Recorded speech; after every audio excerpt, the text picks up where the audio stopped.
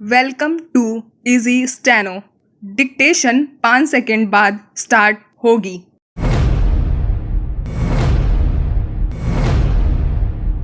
भारतीय रुपया एक बार फिर डॉलर के मुकाबले गिरकर चिंताजनक स्तर पर पहुंच गया। रुपया लगातार नीचे की तरफ रुख किए हुए है, इसलिए इसे लेकर अर्थव्यवस्था में सुधार की संभावनाएं धुंधली होने लगी हैं।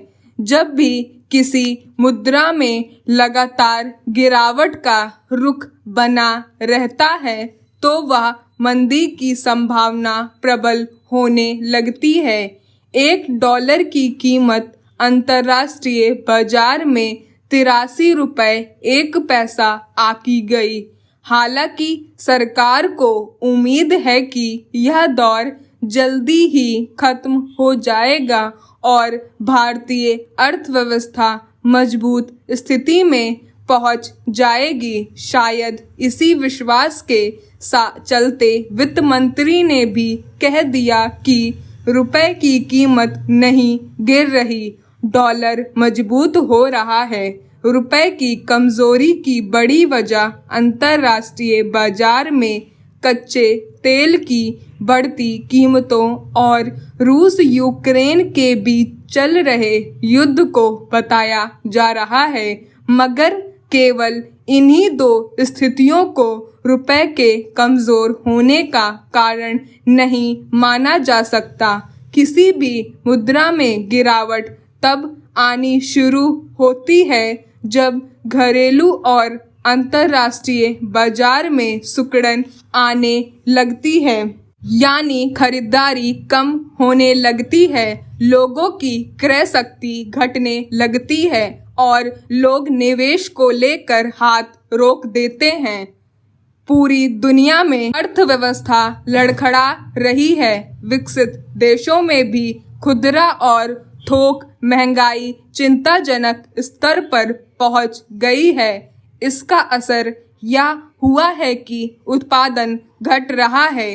भारत में भी औद्योगिक उत्पादन का रुख नीचे की तरफ बना हुआ है।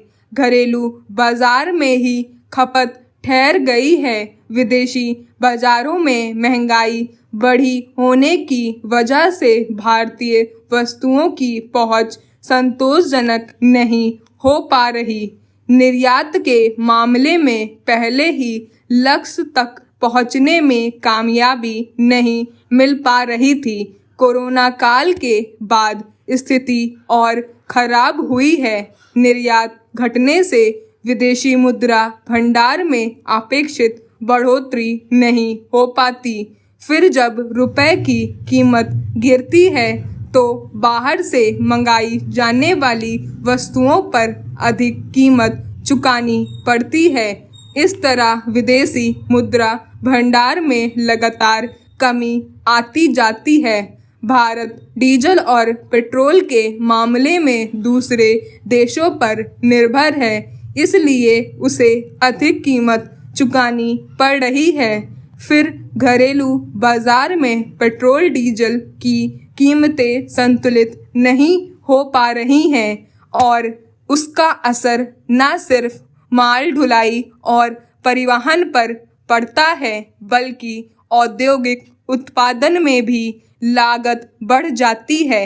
इस तरह एक ऐसा चक्र बनता है जिसे सुधारने के लिए बुनियादी स्तर से काम करना जरूरी होता है। रुपए की गिरती कीमत और बढ़ती महंगाई का सीधा असर रोजगार सृजन पर पड़ता है। उत्पादन घटता है तो औद्योगिक इकाइयों की कमाई भी घट जाती है, जिसके चलते उन्हें अपने खर्च में कटौती करनी पड़ती है।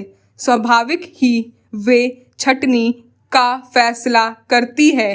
रिजर्व बैंक रेपो दर में बढ़ोतरी कर महंगाई पर काबू पाने का प्रयास कर रहा है, मगर इसका भी औद्योगिक इकाइयों पर प्रतिकूल असर पड़ता है, क्योंकि उन्हें अपने कर्ज पर अधिक ब्याज चुकाना पड़ता है। अगर ये स्थितियां लगातार बनी रहती है तो देश मंदी की तरफ बढ़ना शुरू कर देता है।